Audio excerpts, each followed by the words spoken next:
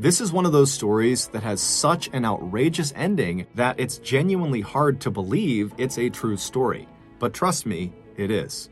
But before we get into today's story, if you're a fan of the strange, dark, and mysterious delivered in story format, then you come to the right podcast because that's all we do, and we upload twice a week, once on Monday and once on Thursday. So, if that's of interest to you, please offer to buy the 5-star review button a 20-piece chicken nugget from McDonald's, but only give them one half-used ranch dipping sauce to go with it. Also, please subscribe to the MrBallen's podcast wherever you listen to podcasts so you don't miss any of our weekly uploads. Okay, let's get into today's story.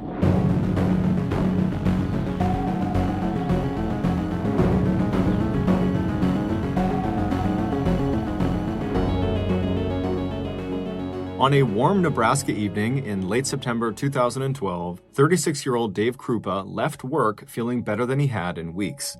He was thinking about the woman he had met that afternoon in the auto body shop where he worked. Dave had been helping another customer when this woman arrived, but as soon as he saw her, he completely forgot about what he was doing and just stared. Her name was Carrie Farber. She was 5'7" tall, she was slender and tanned with light brown hair, and she had hazel eyes and a dazzling smile. Dave had suddenly felt like he was right back in high school, all thumbs as he handed change to the customer standing in front of her.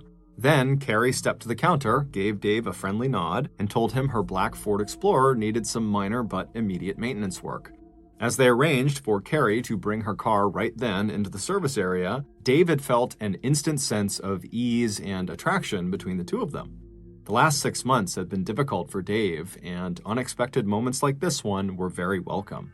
Dave had moved to Omaha, Nebraska from his home state of Iowa 5 months earlier in April after he and his longtime girlfriend Amy had both agreed it was time to end their 10-year-long relationship. And once he had arrived in Nebraska, he'd been offered a manager job at this Hyatt Tire auto body shop. The oldest of 3 brothers born to deeply religious Southern Baptist parents, Dave had worked hard at being a good boyfriend and provider and a great dad.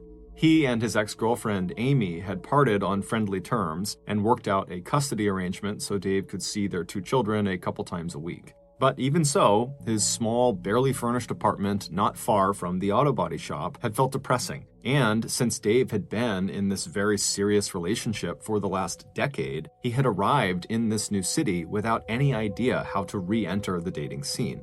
He had signed up for a dating website called Plenty of Fish within a few weeks of his arrival in town, and over the summer he had in fact gone on maybe a dozen dates with several women he had met online. But seeing this woman, Carrie, in his auto shop was different. It was the first time in a long time Dave had met someone the old-fashioned way, through a chance in-person encounter rather than by surfing pictures and descriptions posted on the Plenty of Fish website. Now, as Dave walked away from the auto shop over to where his car was parked in the lot to head home for the night, he wished that he had just asked Carrie out on a date when he had a chance to earlier in the day. But at the same time, he thought to himself, it would have been unprofessional or maybe even inappropriate for him to be asking a customer out. And after all, maybe he had just imagined that the attraction he had felt was mutual. Dave climbed into his car, turned the key, and started up the engine. And as he pulled out of the lot, he thought to himself, maybe if Carrie was actually interested in him, she'd come back.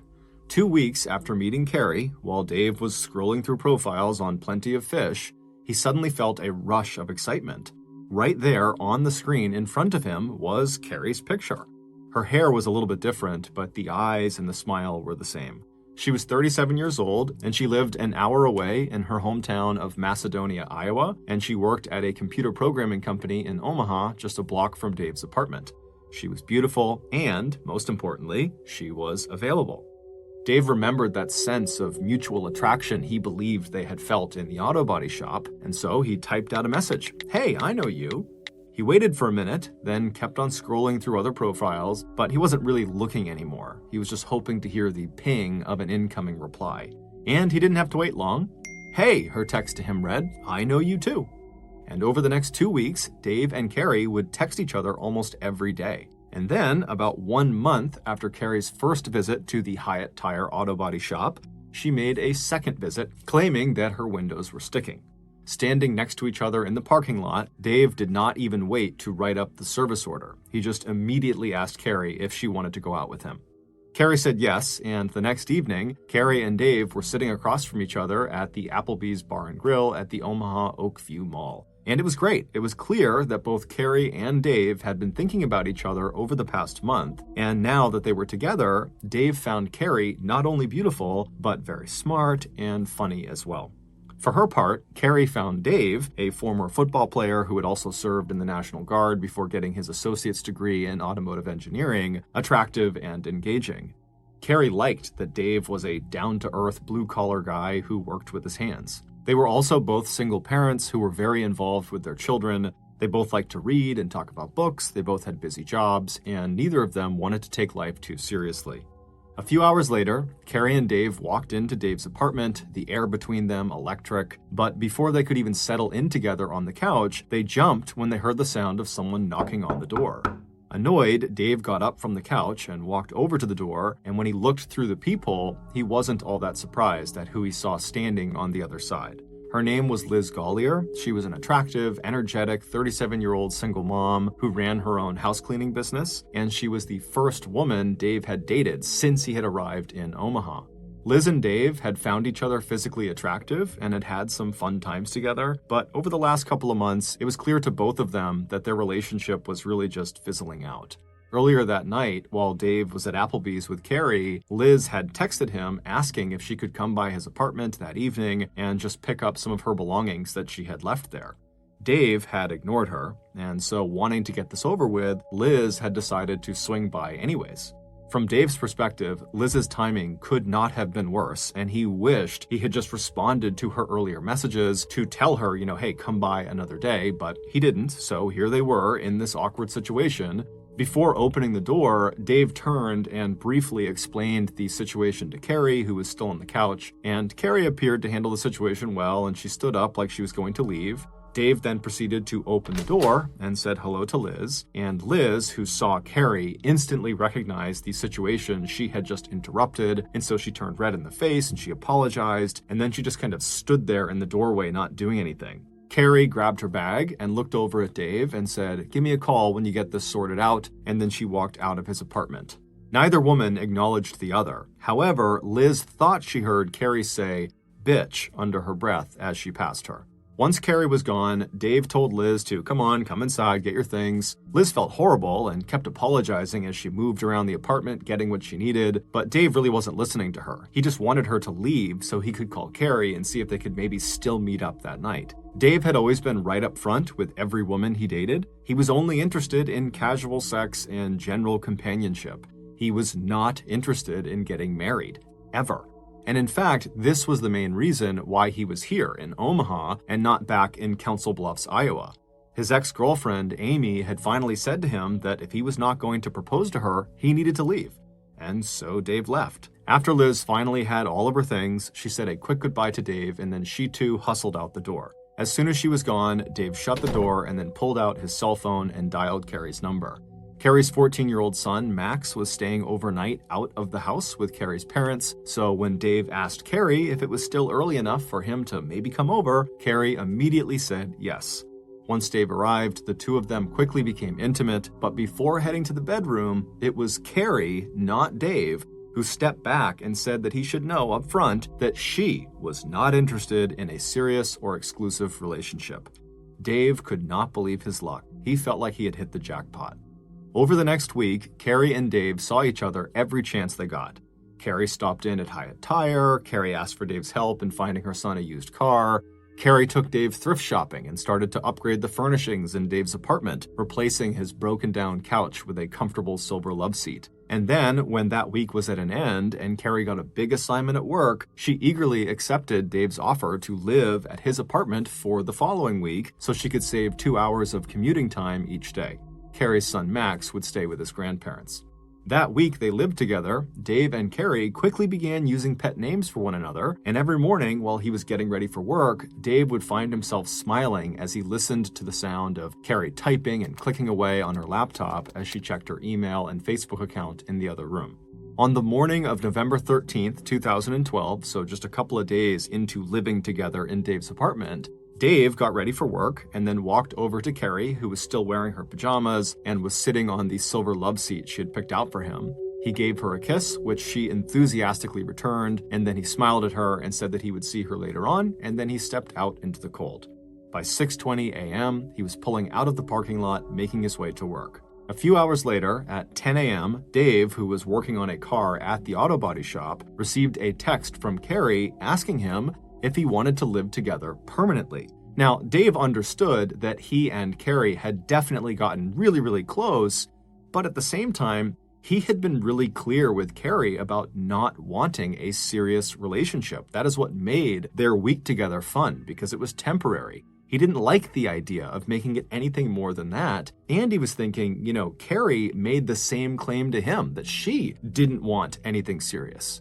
And so he responded to her very quickly with a text that just said, "No, not interested," thinking he would talk to Carrie later when it wasn't so busy at work.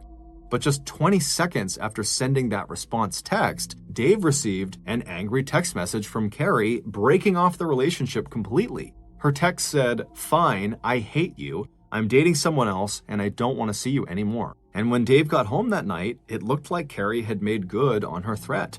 Right down to her toothbrush, all of her things that were in Dave's apartment were now gone. Dave was shaken, but it didn't take long for reality to set in. He'd been on dates with other women who had agreed, in theory, to casual, non-exclusive relationships, only to change their minds after a couple of dates. And so this seemed like that type of situation that, Carrie was revealing how she actually felt. And so it wasn't long before Dave's shock gave way to relief. It was probably for the best that this ended now. But it turned out that Carrie was not done with Dave, at least not yet. Within 2 days, Dave's phone started blowing up with texts and emails from Carrie. She may have taken her things out of Dave's apartment, but it was instantly clear that she was not going to leave him alone. At first, the messages were angry and jealous. Carrie hated him. He had ruined her life. He was a terrible person. And even though Carrie told him she had quit her job at the computer company, which was down the road from Dave, it was clear from some of these text messages that she had to still be close by.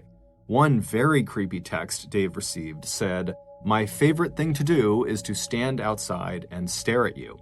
It wasn't long before the tone of these messages and emails shifted from vindictive and insulting to blatantly threatening.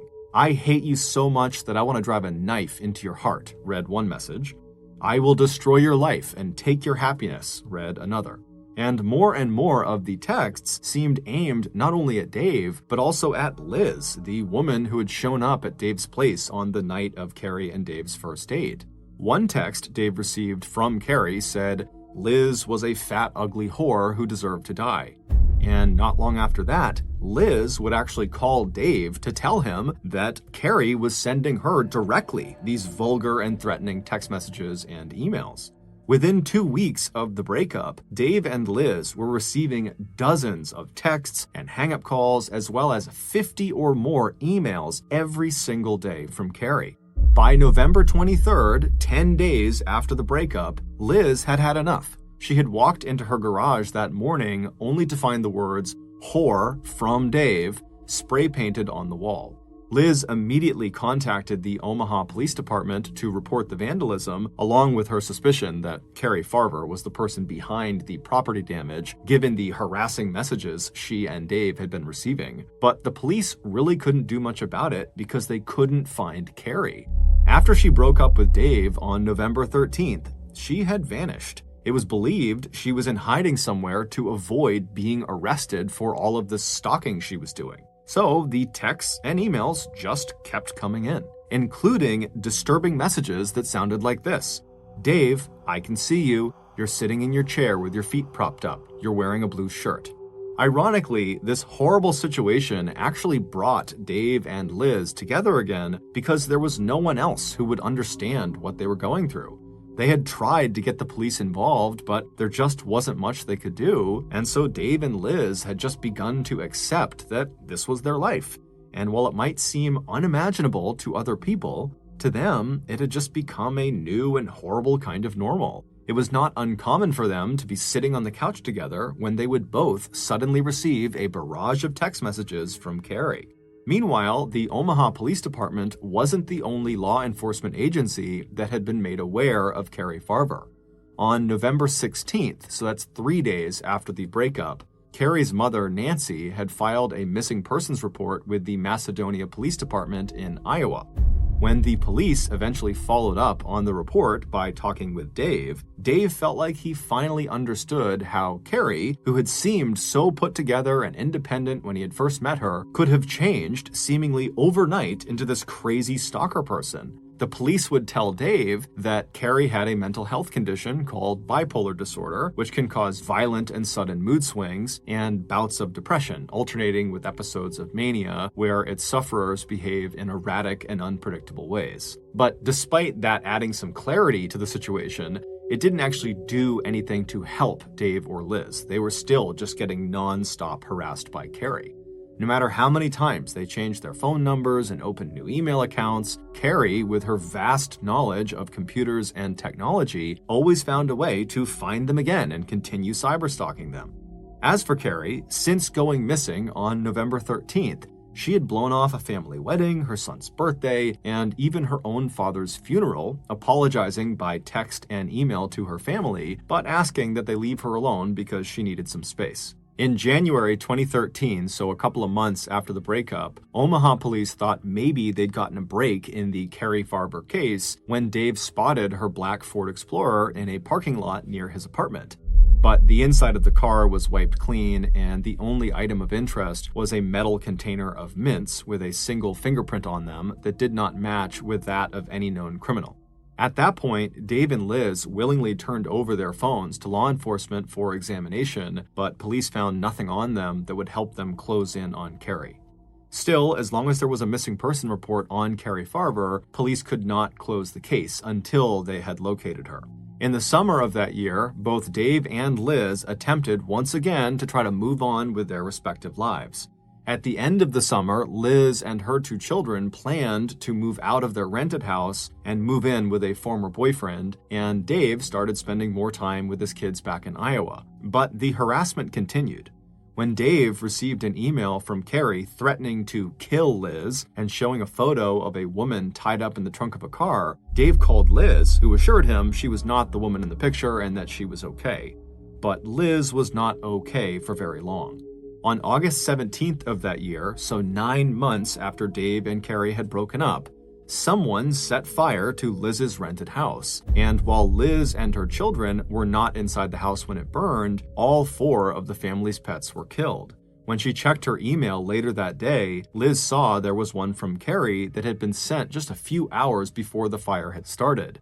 And it said, "I hope you and your children burn to death."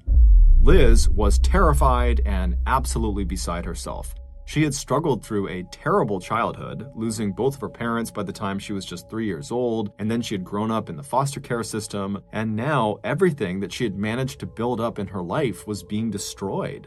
Her housekeeping business was failing, her boyfriend had to help her with the bills, and her children were in danger, all because of Carrie, a woman she didn't even know. Dave, racked with guilt over involving Liz in this mess, now feared for his own family. He began to drink more heavily and he purchased a gun. Even as the police continued their investigation, the intrusions into Dave's life didn't just continue, they intensified. The auto body shop where Dave worked was vandalized. In January of 2014, while Dave was in his apartment with a date, his door handle was shaken from the outside and then a brick was thrown through his window. Dave's ex-girlfriend, Amy Flora, the mother of his 2 children, had also received threatening messages from Carrie. It seemed like anyone involved in Dave's life was becoming a target. Then, in 2015, the Carrie Farber case blew wide open. Since losing her home and pets in the fire 2 years earlier, Liz had been doing a lot of thinking. Even as she continued to receive texts, emails from Carrie, Liz wondered if maybe there was someone else behind the attacks. It just didn't make sense to her that the police had not found Carrie, and that Carrie would still be going after Liz, who was not even in any kind of serious relationship with Dave. So on December 4th of that year, Liz got in her car and drove to the Pottawatomie County Sheriff's Office in Council Bluffs, Iowa, and there she told a new team of investigators who had already started to review all of the files in the Carrie Farber case that she wanted to file a restraining order, not against Carrie Farber, but against Amy Flora, Dave's ex-girlfriend and the mother of his kids. When asked why, she told investigators she now believed that the person who had been sending her and Dave these thousands of text messages and emails and who had turned their lives into living hells was not Carrie Farver, but Amy Flora. And Liz believed that Carrie was not on the run or in hiding, but rather Amy had likely made Carrie disappear and then taken over all of her email and phone accounts. Liz knew this was a very serious allegation, but to her it made a lot of sense. After Dave had left her, Amy had the strongest motivation to seek revenge and to punish him for abandoning her and their children. Intrigued, the investigators asked Liz if they could download the contents of her cell phone and review all of the messages to date that were on there, and Liz immediately agreed. After nearly 3 years of this absolute madness, she was finally feeling hopeful that the police might actually put an end to it. However, Liz's nightmare was about to get a whole lot worse. At 6:42 p.m. the very next day, on the evening of December 5th, police received a frantic 911 call from the Big Lake Park in Council Falls, Iowa. It was Liz. When the police and an ambulance arrived, Liz was lying in this huge pool of blood right next to her car, and she would tell investigators that she had been sitting at a bench a little ways away when someone had come up behind her and they had jabbed a gun into her back, but she didn't recognize it as a gun. She thought someone had poked her. And so she kind of stood up and turned around to see what they were doing, and then they fired their gun at her, narrowly missing her midsection. The bullet had gone into her thigh and then also narrowly missed her bone and major arteries, and this gunman had turned and just ran away. Liz would say it was too dark to get a good look at who the shooter was. However, she was reasonably certain it was a woman, and so she told investigators it had to be Amy Flora. Who else would shoot her? At 7 p.m. that night, police arrived on Amy's doorstep with guns drawn, and they took her into the station for questioning. And despite insisting that she had been home with her kids all evening, Amy failed the lie detector test. But since they could not break Amy's alibi, the police had to let her go. On December 7th, so 3 days after the shooting, the police requested the cell phones belonging to Dave Krupa and Amy Flora. And then about 2 weeks later, using that information they had pulled from those phones, amongst other evidence they had collected, the police finally felt like they had reached a conclusion. And so they called Liz into the station, who by now was still very badly hurt from the gunshot wound, but now she was able to walk around on crutches, and they asked her if she'd be willing to help them bring Amy Flora to justice. Like Liz had previously suggested when she went to file a restraining order against Amy, the police now believed that Carrie had in fact been murdered, and her identity then used to perpetrate a 3-year-long campaign of harassment and intimidation against Dave and Liz. But to make the charges stick, they needed incriminating evidence, and they wanted Liz to reach out to Amy via email or text to see if Amy would give up any information. After they promised a terrified Liz that she would have full protection from them, she agreed to help. And sure enough, after only a few email exchanges, Liz got Amy so angry and riled up that she started talking about what she had done, and Liz just forwarded these messages to the police. And in these forwarded messages, Amy admitted to shooting Liz, almost like she was trying to brag about it. And shockingly, Amy also admitted to having killed Carrie, saying that she had died inside of her own black Ford Explorer. And sure enough, a second examination of Carrie's black Ford Explorer would lead investigators to find blood under the seats that belonged to Carrie. Police also found a match for that unknown fingerprint on the metal container of mints that was inside of Carrie's car. With all of this new evidence, it was now crystal clear who had killed Carrie and then relentlessly persecuted Dave and Liz. And that person was not Amy Flora. It was Liz. 8 months later, on December 22nd, 2016, in a case that would make national headlines, police arrested 41-year-old Liz Gollier for first-degree murder in the death of Carrie Farver. Liz was also charged with second-degree arson in the deliberate destruction of her rented house where she lived and where all 4 of her children's pets were burned to death. When investigators had downloaded the contents of cell phones and memory cards belonging to Liz, Dave, and Amy, along with the data from Dave's devices that Liz had access to, all the awful emails and text messages in the last 3 years, more than 60,000 of them had IP addresses that could all be traced back to Liz.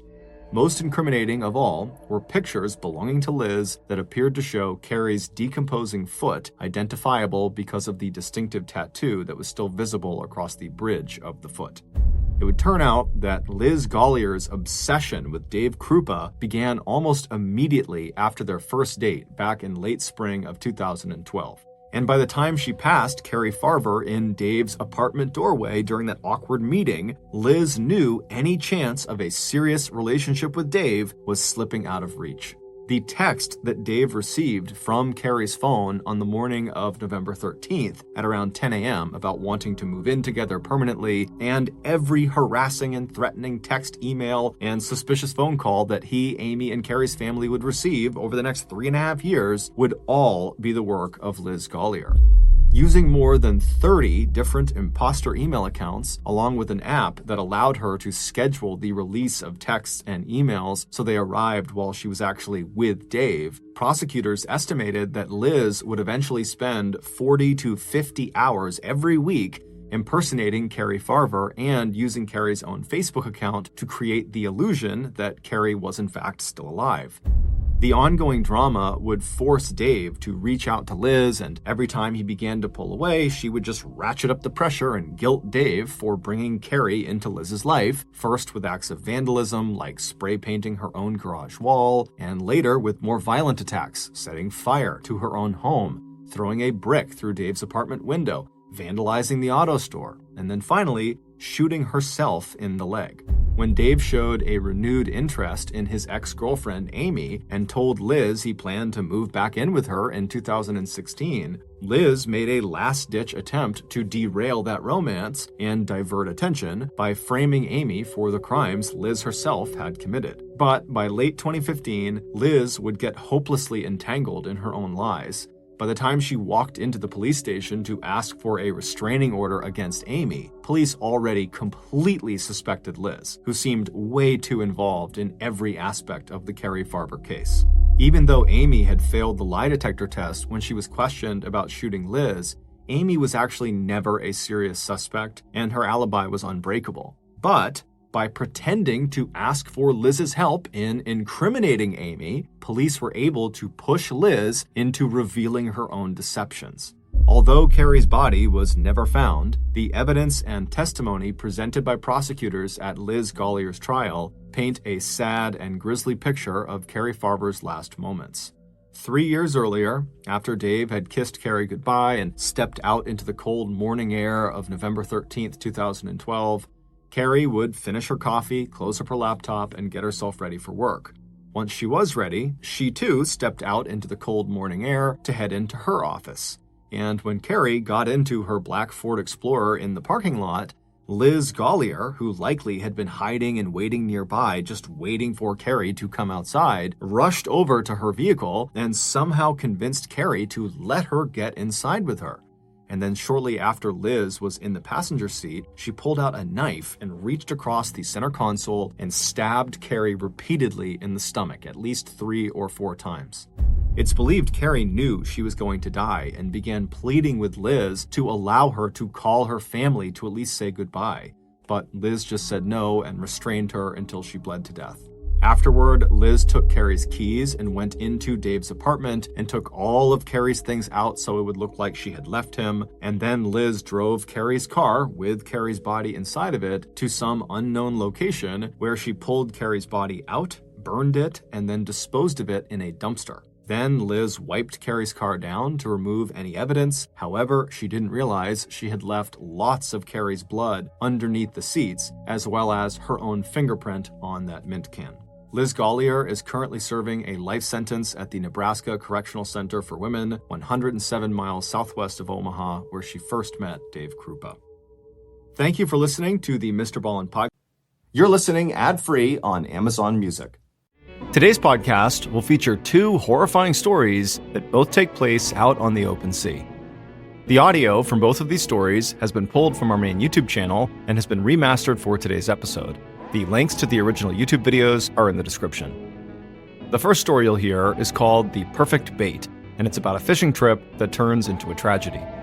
And the second and final story you'll hear is called The Gray Blanket, and it's about Japanese fishermen who endure a 2-week-long nightmare that would mark the first time in history humans experienced a particularly terrifying phenomenon. But before we get into today's stories, if you're a fan of the strange, dark, and mysterious delivered in story format, then you've come to the right podcast, because that's all we do, and we upload twice a week, once on Monday and once on Thursday.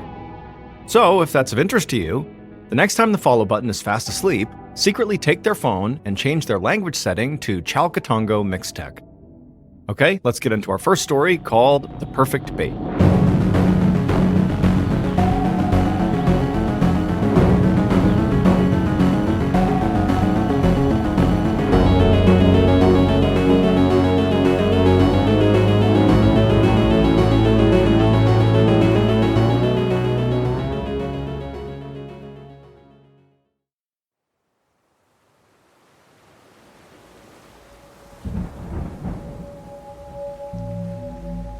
At around 1 a.m. on August 27, 2000, a fisherman named Sam Watts did his best to keep his balance on the wet deck of the huge commercial fishing boat that he was working on. And as he tried to do that, he looked over at his crewmate, Michael Edwards, another fisherman, who was grabbing onto the mast as the ship rocked underneath their feet. Sam and Michael and the 4 other crew members on board this boat had just dropped their anchor 56 miles off the northeast coast of Queensland, Australia, and up until about an hour earlier, the sea had been very calm. But now, this huge storm had rolled in, the wind had picked up, the waves were huge, and while the 4 other crew members had already gone below to try to catch some sleep, Sam and Michael were now on the deck, doing their best to try to secure everything before they went down below. And so as the wind is whipping and the waves are smashing against the side of this boat, Sam and Michael decide they should split up to work more efficiently, where Sam will go to the front of the boat and Michael will go to the back of the boat, and they would each kind of work towards the middle of the boat, checking all the fastenings and the knots to make sure everything was good. And then when they reached the center, they would be good and they could go down below. And so they did that. Sam went to the front, Michael to the back, and as they began to work, they kept constant eye contact with each other because this was obviously a very dangerous thing they were doing. But at some point, as Sam was making his way, he had to duck down to check a particular fastening. And so when he ducked down, he lost sight of Michael just for a second. But in that split second, this huge rogue wave smashed the side of the boat, practically capsizing it, sending Sam flying towards the railing. But Sam luckily grabbed onto the railing before being thrown into the water. And then as the boat kind of began to rock back to level, Sam instinctively looked back down the ship to look for Michael. And he watched through the darkness and the rain as Michael went careening off the side into the ocean. He hadn't been able to grab onto anything. And so the instant the boat kind of leveled out again, Sam screamed for Michael, but he couldn't see him. And so he ran down below, woke up the whole crew. And so moments later, the crew was on the deck. They had their big spotlights out, scanning the water, through this big storm, looking for signs of Michael. And at the same time, the captain had come up and he was on the radio talking to police. And so several minutes later, a police boat managed to come out to the fishing boat. And at the same time, the crew is still desperately looking for Michael. They haven't found him yet. And now the police began circling around the whole area, calling out for Michael, throwing out buoys into the water in hopes of, maybe Michael sees one and grabs hold. But nobody could find Michael. He was just gone. And so all that morning into the early afternoon, the police continued to look in the area for Michael. The crew on board the fishing boat did the same thing, but still nobody could find a trace of Michael. And so around noon that day, the search was called off. And the police told Sam and the rest of the crew of this fishing boat that unfortunately, at this point, it seemed very likely that Michael had drowned.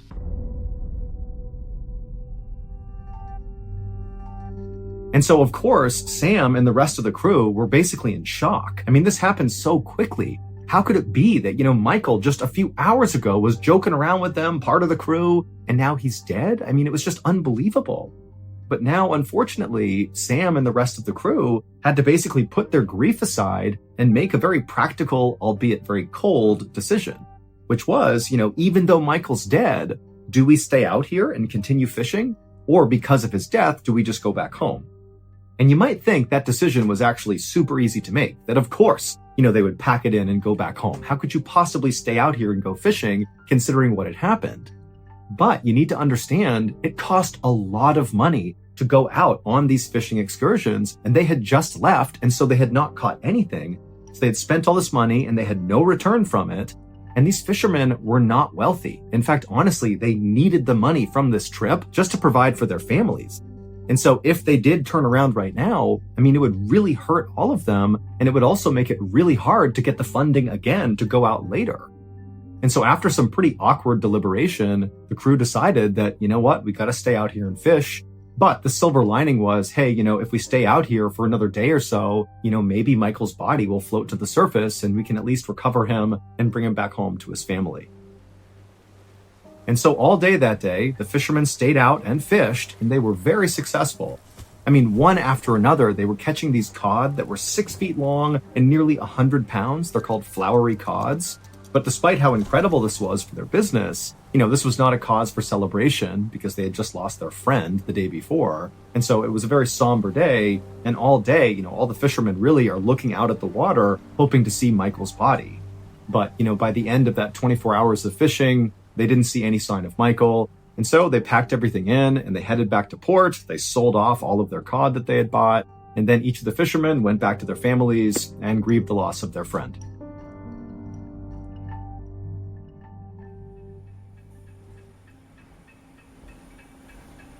A few days later, a factory worker was standing in front of a fish processing line with this huge 97-pound cod right in front of them. This is one of the flowery cods that Sam and the other fishermen had caught 24 hours after their friend had gone overboard. And so this worker took their knife and, like they did every day all day long, began opening up this fish. And at some point, after cutting it open and looking inside of this enormous cod, the worker just stopped and couldn't believe what they were seeing, and then they began to scream. It would turn out a few days earlier, after Michael had been thrown overboard during that storm, he very likely had been alive when he hit the water. But the area where they were fishing off the coast of Queensland, Australia, was known for having lots of sharks and saltwater crocodiles in the area. And so pretty much immediately, Michael was attacked by either a shark or a crocodile, or maybe both. And during this feeding frenzy, as Michael's getting ripped to pieces, his head got ripped off and began to float away. And at some point, one of those huge flowery cods saw the head and ate it whole. And then later that day, Michael's colleagues caught the cod who caught Michael's head. And so that factory worker who opened up that particular cod saw Michael's undigested head looking up at her, and apparently his face was fixed in terror with his eyes wide and his mouth open as if his final moment had been him screaming.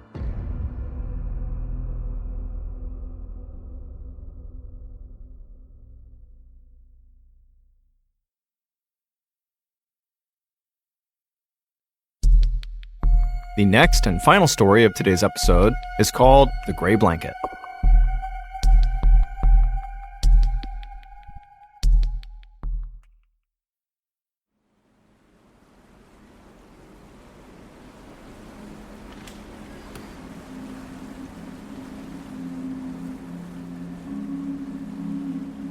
At around 1 a.m. on March 1st, 1954, a 20-year-old fisherman named Oishi Matashishi finally headed down to his bed on the lower deck of the fishing boat that he worked on, which was called the Lucky Dragon No. 5.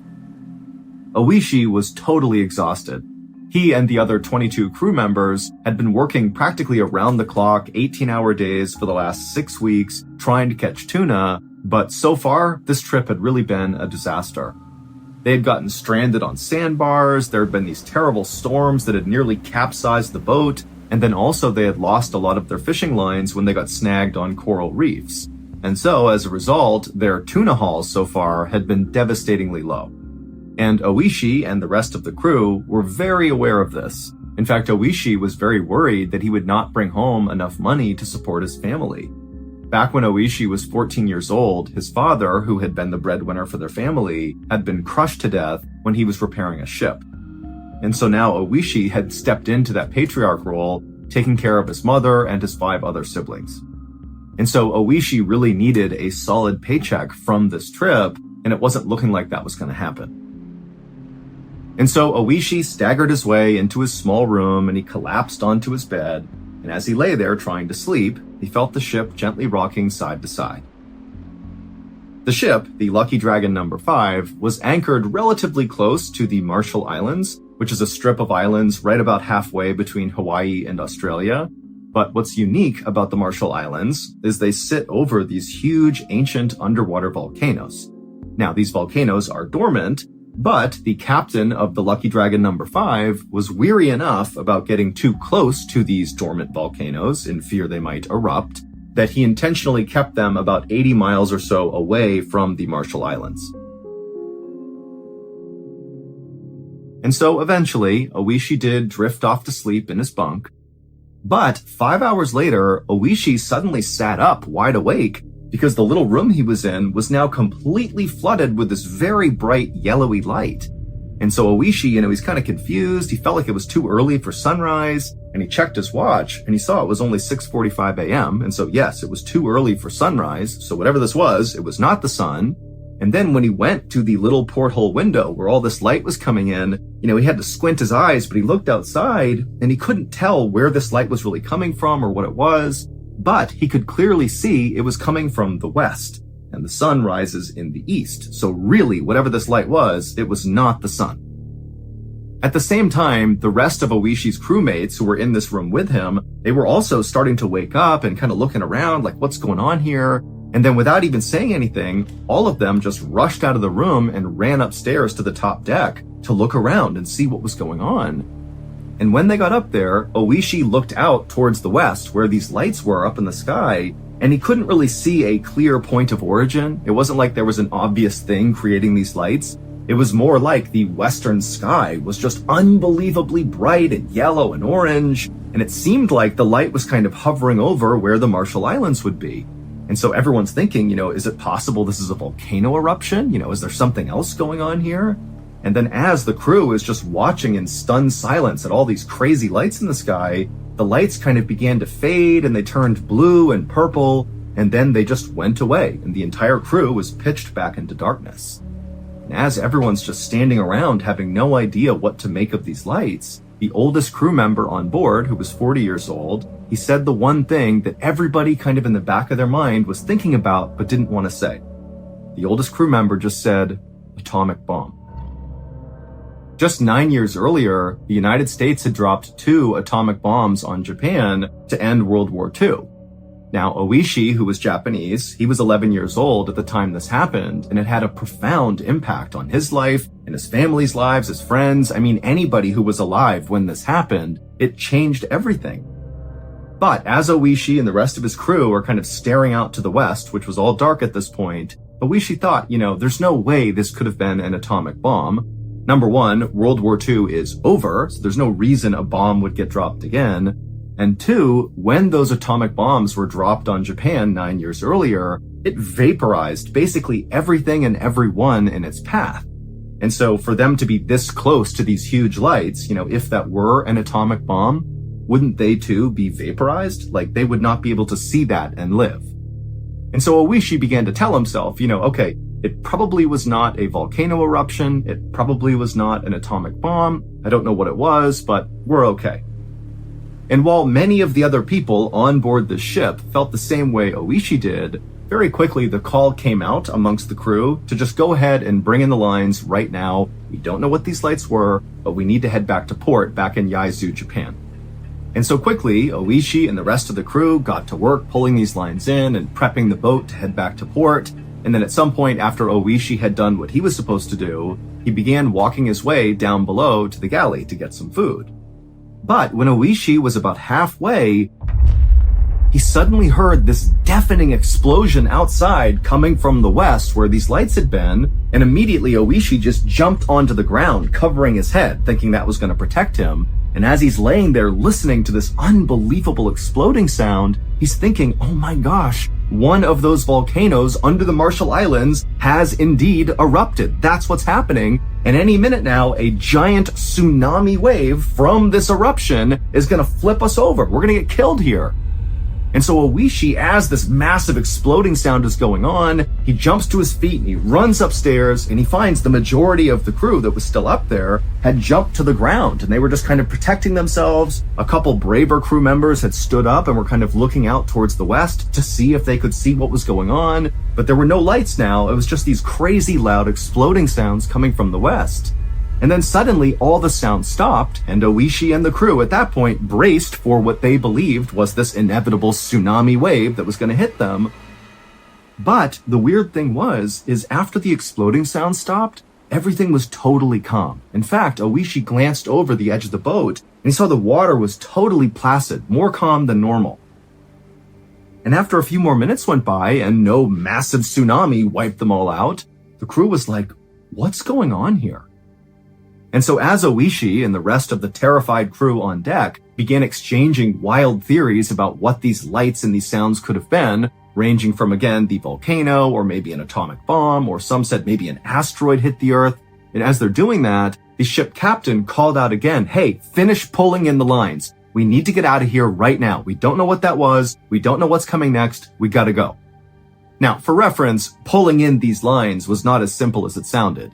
It was kind of a long and complicated process, and so Oishi and the rest of the crew, they began doing their best to pull these lines in as quickly as they could. But when the sun finally rose in the east, the crew on board the Lucky Dragon number 5, as they looked out towards the west, towards the Marshall Islands, they began to notice these weird gray clouds forming over these islands. And as the crew began to talk about these strange-looking clouds, they noticed that despite the wind blowing from east to west, these clouds, these weird clouds over the islands, were actually making their way towards them. Basically, they were moving against the wind, which made no sense. And so as these clouds got closer and closer, the ship captain was screaming at Oishi and the others to hurry up, get these lines in, we gotta go, we don't want to wait for this cloud. But it just was taking so long to pull in these lines, and before long, these weird gray clouds had moved directly over them and blocked out the sun. It was like it was nighttime all over again. And as soon as these clouds were right above them, Oishi and the others, they just stopped and looked up. And suddenly it started to rain. Except not normal rain. It was like this weird milky substance, like gray milky color, and it was also hot. And so Oishi put his hands out and he cupped all this weird liquid in his hands, and nobody knew what it was. And then before long, the rain turned into sleet, still kind of gray and milky, and then the sleet turned into what looked like snow. And so Oishi and the others, they had their hands out still, and they were catching these weird snowflakes, but they didn't melt in their hands. They just kind of pooled on their hand and just sat there. Now, Oishi and the others were definitely unsettled by the snow, and frankly by everything that had happened that morning. They really did not understand what was going on. But there was something kind of incredible about this weird substance that was coming out of the sky, to the point where many of the fishermen on board grabbed bags and saved some of this weird mushy snow stuff to bring back home, to maybe show their families and friends, or even to give to science to see if maybe they could study it and see what it was. And so after Oishi and the rest of the crew had kind of gotten over the novelty of this weird snow coming out of the sky, they just got right back to work pulling in these lines. And the whole time, remember, they're getting dumped on by this weird stuff that's not melting, and it's building up on the deck to the point where they have to stop what they're doing and shovel this stuff off the deck just to continue pulling in the lines. And for hours and hours they did that, just under this weird snowstorm. And then finally, right around noon, all the lines had been pulled in, and the ship's captain turned the wheel, and they began heading towards port.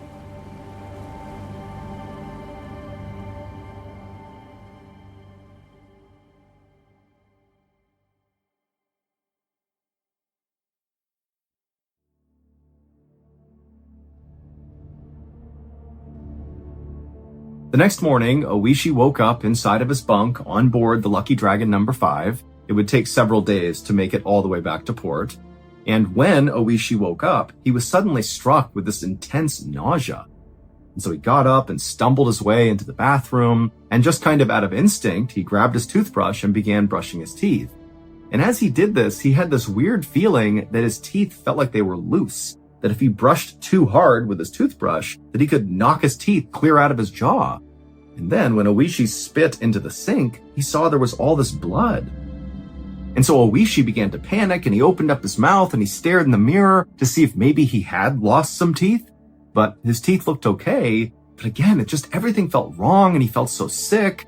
And so Oishi, he left the bathroom and went upstairs to the top deck. And when he got up there, he saw many of the other members of the crew, and they looked terrible. Their skin was a weird gray color, and some of them had blisters all over their skin. And so to Oishi and to the other crew members, it now seemed kind of obvious that whatever was coming out of the sky, that weird milky substance and that weird snow that didn't melt, clearly it must be toxic in some way, or maybe it's led to some horrible allergic reaction. And so Oishi and the others began referring to the stuff that came out of the sky as death ash. And the fishermen who had gathered up a lot of this death ash into bags to bring back home were now too scared to even touch the bags. Like, they wanted to take the bags and dump the contents overboard, but the fear of interacting with that weird death ash was too much. And so there were these bags kind of draped all over the ship that nobody went near that contained this stuff. And over the next few days that the Lucky Dragon number 5 continued its journey towards port, Oishi and the rest of the crew members continued to get sicker and sicker. In fact, on one day, Oishi was outside unfurling one of the sails, and as he was hoisting this rope, he noticed the rope was covered in blood, and then when he looked at his hands, he realized it was because his hands were basically disintegrating as he was touching the rope, like his skin was just falling apart. And then in addition to his skin falling off, Oishi's hair began falling out in huge clumps. And he was not alone. Many of the other crew members on board the Lucky Dragon number 5 had the same things going on. It was like everybody was just totally deteriorating, and they all knew it had to be connected to whatever the heck they had heard and seen when there was that explosion and the lights and the stuff raining out of the sky. They didn't know what it was, but it could not be a coincidence. That happened, and now this was happening to them.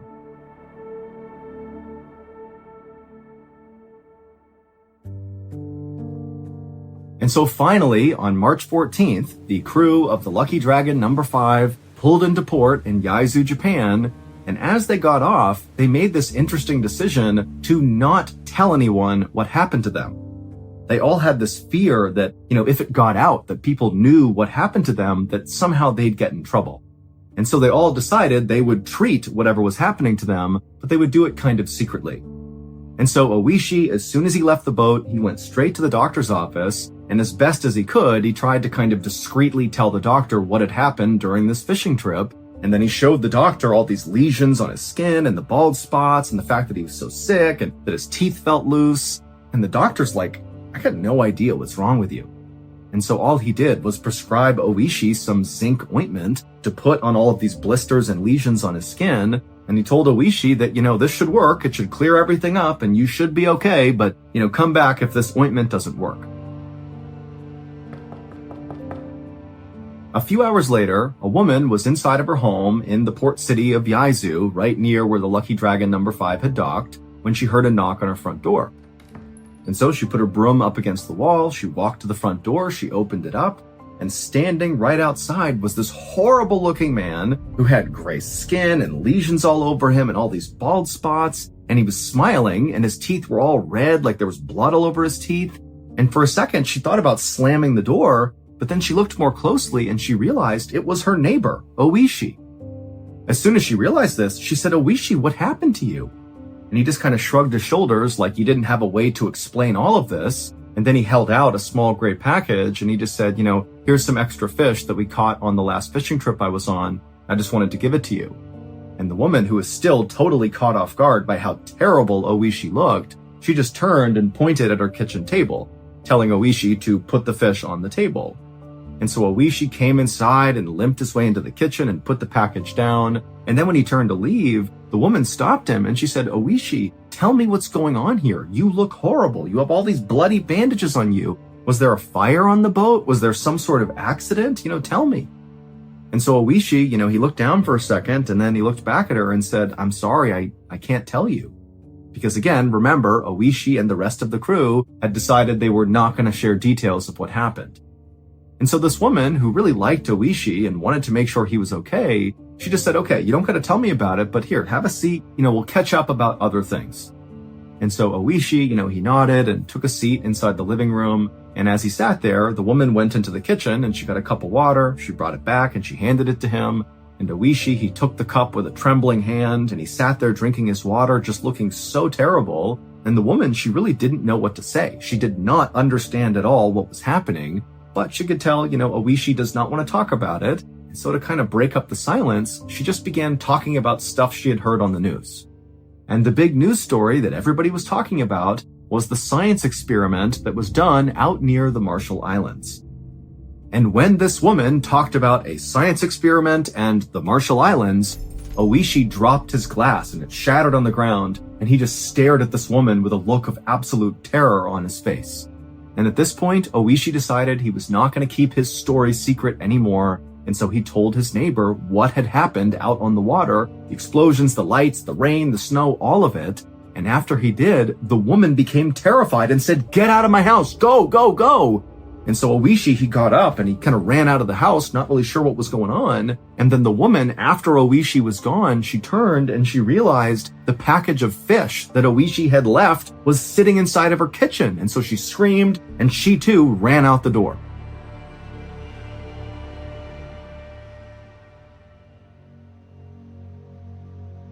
Over the next few days, more and more of the fishermen from the Lucky Dragon number 5 began to talk about what had happened out on the water, and as those stories began to circulate, they began to make the news all over the world.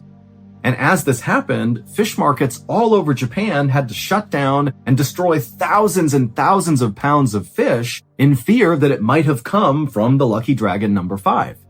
And the reason why everybody was so scared of coming in contact with anything that had been on board the Lucky Dragon, whether it was the fish or the people, is because on March 1st, 1954, when Oishi was suddenly woken up by the bright light outside coming from the west, and then there was that loud explosion, and then the cloud and the rain and the snow, all of that was not a volcano. It was not an atomic bomb. It was not a meteorite. It was not a fire. It was that science experiment that was talked about on the news. The US military was testing a brand new weapon that is quite possibly the most lethal weapon ever made. It's called a hydrogen bomb, and for reference, hydrogen bombs are 1,000 times more powerful than atomic bombs. Now, they detonated this hydrogen bomb far away from all of civilization. However, the Lucky Dragon number 5 was just close enough to this explosion that the crew on board the ship became the first humans in history to experience something called fallout, which is when deadly radioactive particles from this explosion get thrown up into the sky from the blast, and then they rain down on you like snow. That weird material they were feeling that they called death ash, that's the fallout. It's all radioactive. And in fact, the actual material itself that was raining down on them was coral reefs. They had basically been liquefied from this hydrogen blast. They got shot up into the sky, and then that's what fell down on them. That's why it wasn't melting. It was coral reefs. And so the reason Oishi and the rest of the crew got so sick and their skin began falling off and their hair began falling off was because of their contact with this fallout, this death ash. And so once they began sharing their story of what happened out there and it began making the news, the crew of the Lucky Dragon was rounded up and sent to a special medical facility where they were quarantined. And unbelievably, only one of them died. He was the oldest crew member who had brought up that maybe the lights they had just seen was an atomic bomb. But even though the rest of the crew survived, they would spend the rest of their lives battling strange diseases and cancers, and many of them would become sterilized. And those that weren't, their children often had birth defects. As for Oishi, he gave up being a fisherman and instead became a dry cleaner, but he wound up spending the bulk of the rest of his life being an anti-bomb advocate and author until his death in 2021, when he would pass away at the age of 87.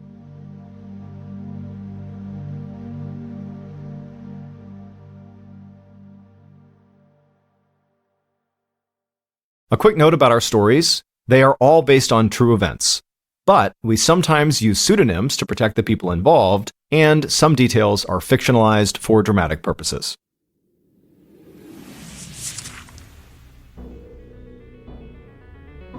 Thank you for listening to the MrBallen's podcast. If you enjoyed today's stories and you're looking for more bone-chilling content, be sure to check out all of our studio's podcasts. There's this one, of course, the MrBallen's podcast, And there's MrBallen's Medical Mysteries, Bedtime Stories, Wartime Stories, Run Fool, Redacted, and Late Nights with Nexpo. All you have to do is search for Ballen Studios wherever you get your podcasts. To watch hundreds more stories just like this one, head over to our YouTube channel, which is just called Mr. Ballen. So that's going to do it. I really appreciate your support. Until next time, see ya.